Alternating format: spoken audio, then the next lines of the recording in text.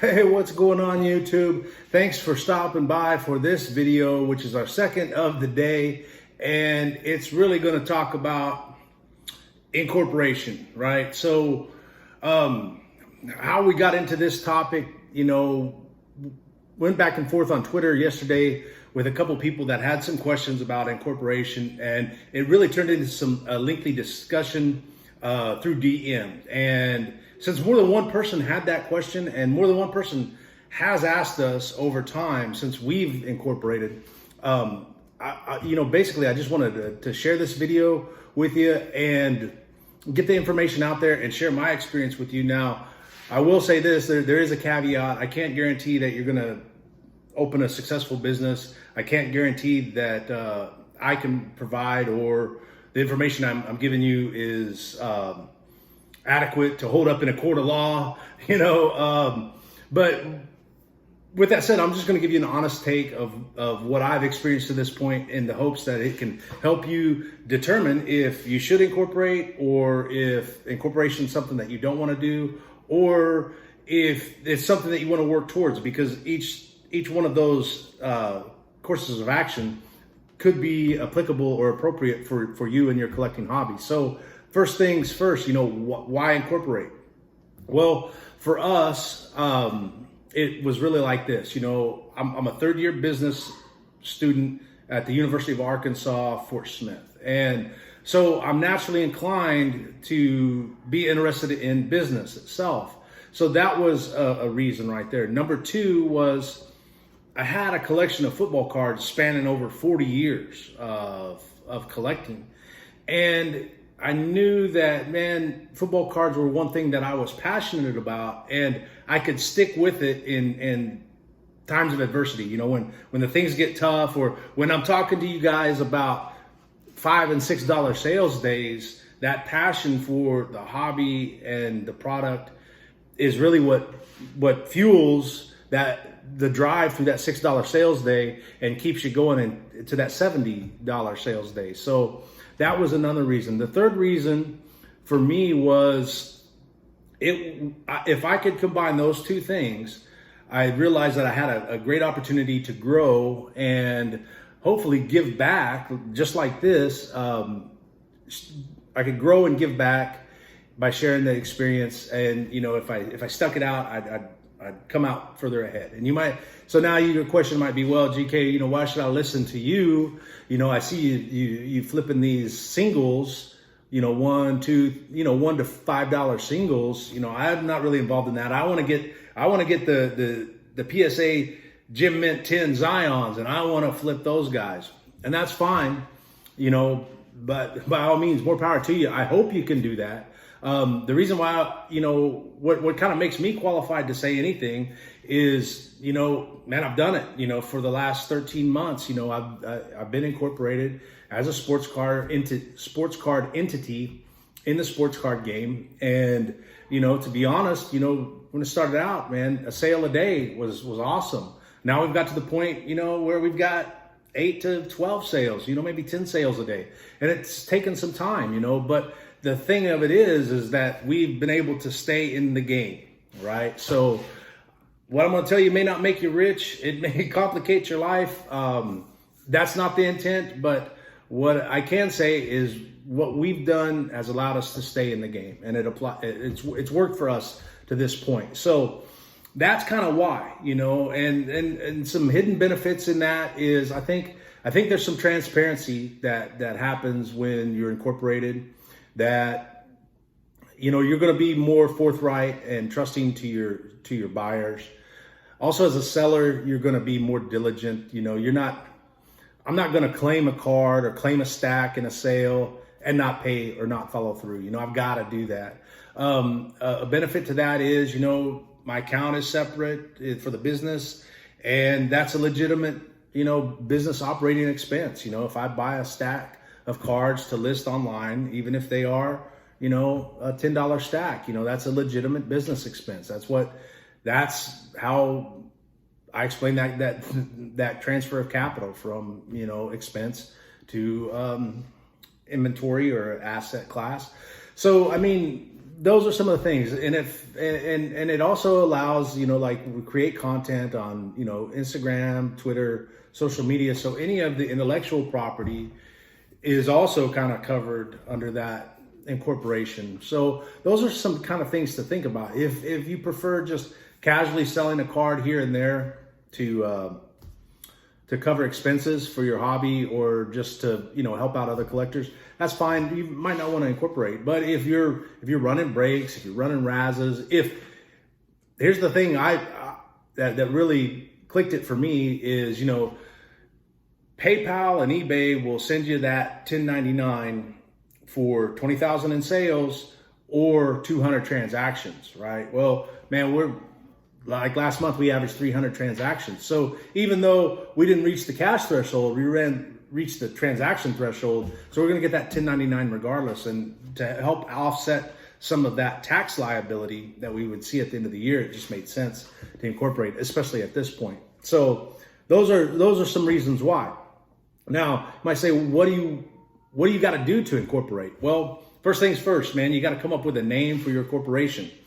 And why this is important, and we didn't necessarily do it this way, but this is how I would do it if I had it to do all over again. I would pick the name for my incorporation, and then I would go to my state treasury, my Department of the Treasury website for my state, and typically they'll have a list of business names.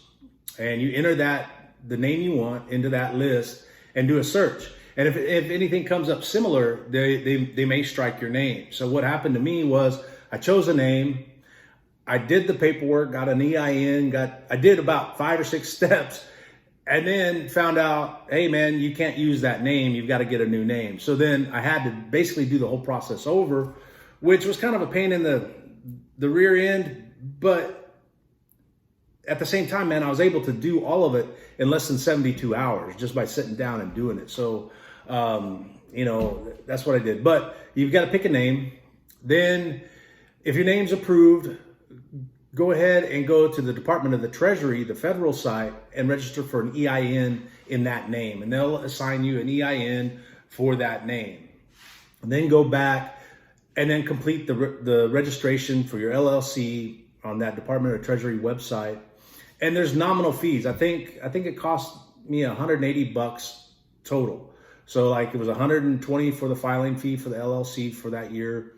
It was another $50 for a local municipal privilege license. And then for the processing for the sales tax, so I could pay my monthly sales tax to the state, the application fee was like $50. So we're looking, for around $200, and I did it all on my own. Now you can work through an accountant, you can work through a lawyer. The fees will be increased, of course, but then you have the peace of mind that, hey, everything's, supposedly good to go. So then that would be the next step. So pick your name, check your name out, go ahead and register through your state's Department of Treasury website for your LLC. You get that paperwork back and they'll say, hey, you are a business. They'll give you a sales tax ID number, and that sales tax ID number is what you want to take to your Department of Revenue, your state Department of Revenue website to open an account so you can pay your sales tax. Now we pay monthly sales tax. I don't pay quarterly tax yet. I kind of wanted to see how it was going to go. So that's kind of the process. And then once all that was established, I was able to go to my local bank and open a business account. And this is critical. A lot of times I flipped cards, I flipped junk, I resold, I did all this, but I was operating out of my checking account and I was mingling those funds. And everything gets convoluted. And if you get into a bind at tax time, either your accountant or the IRS will say, hey, there's commingling of funds.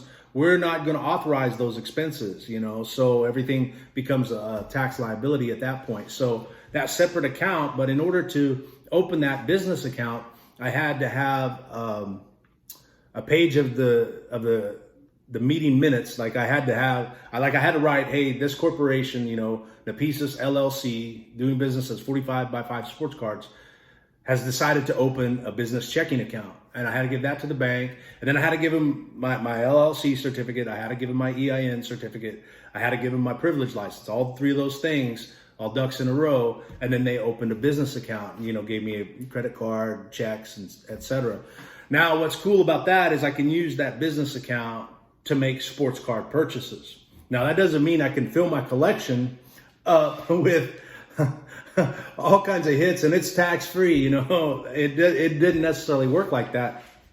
But what it does mean is if I buy inventory, i.e. sports cards, to put on the digital shelves, like if I know that I'm going to sell these on Instagram, Twitter, eBay, Sports Lots, Star Stocks, whatever the case may be, or whatever platform you choose, then I'm buying legitimate inventory and I can make that purchase and it basically becomes an operating expense, and which helps, if you're spending a considerable amount of money on cards and even selling a little, no one's to say that, hey man, just people don't like to buy your stuff, so that's one of the things to think about right there. So that's basically it. When the incorporation was a multi-step process, we had to make sure the name was okay. We had to get the EIN. We had to go through our state to apply for the LLC. Once approved, we were able to take that sales tax ID number and register with the Department of Treasury or with our Department of Revenue here in Arkansas to pay our taxes. And then we were able to open a separate business account based on all of that. What are the pluses and what are the minuses? The pluses, okay, man, I would say, hey, I can claim sports cards as an expense. The other plus is really, for me personally and professionally, it's really just the experience. I'm learning how to operate as a business, and that's the big thing for me. So being able to combine my love of the cards and love of the hobby with an interest that I'm highly engaged in and I'm working towards becoming more proficient at, that's the big plus for me. Now, what are the minuses? The minuses are, and maybe I should start the video out with this, hey, if you want to work long hours for low pay and do an insane amount of paperwork to keep everything together, then by all means incorporate your sports cards. And although that stuff is tedious and time consuming, it helps with the learning process, at least for me. If you're not interested in having to file an additional tax return or file monthly, quarterly taxes, if you don't have the capital to necessarily pay for those filing fees up front, maybe I'd recommend not doing it. And if you're just a casual card, I sell a card every now and then, no need to. But if you're wanting to aspire to grow a business or do things, over and over again, like if you're running several breaks a month, maybe it's something to look at for a little bit of asset and legal protection. One of the better resources that I've found on YouTube is Hawthorne Law. So if you're on YouTube, go to search bar, right after this, go and check out Hawthorne Law. And this guy he's a lawyer that does YouTube videos, and he does a real good job of explaining the step-by-step process to open an LLC. And then I would also recommend, knock on the door, make a visit to your local accountant, maybe a local business lawyer. Typically they won't charge to just ask a few questions quickly, and it can help you develop a relationship that you might need later on. So in summary, we kind of talked about why to incorporate. We kind of talked about what to do when you incorporate and some of the pluses and minuses. But we didn't cover everything, and there's a lot more to it than that. I just wanted to kind of get some information out there to you guys as quick as possible. And if you're interested, hit me up. Instagram and Twitter, GK45X5. You'll find me there. Hit me up, send me a DM. I'll be glad to share any of the information that I've got or that I've learned through the process with you.